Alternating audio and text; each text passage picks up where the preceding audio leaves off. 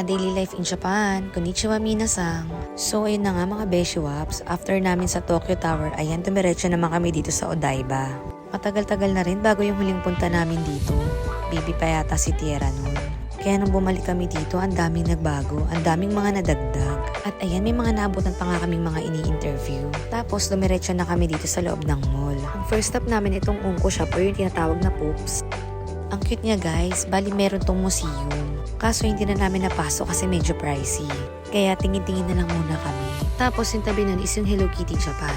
Doon naman may mga ino-offer silang iba't ibang klase ng mga pastries. Meron pa nga silang hayaki. Tapos yung hugis ng Hello Kitty, ang cute. Meron din silang museum at souvenir shop. Tapos dumiretso rin kami dito sa Kira Kira Donkey.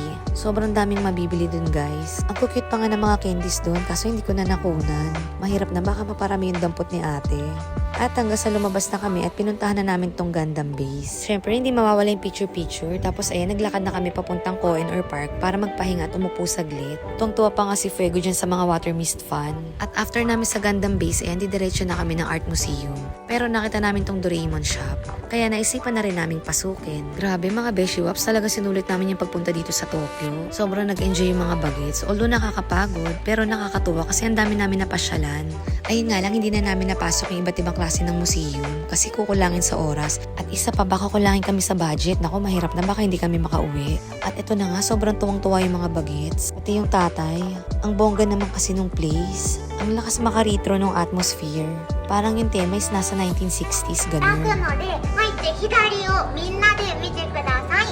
ようこそ。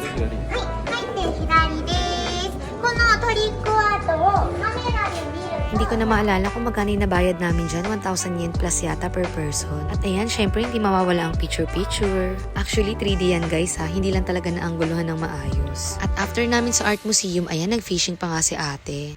Saan ka dyan, B? Ang sabi ng pa-emote. O siya mga beshiwap, salamat sa panonood.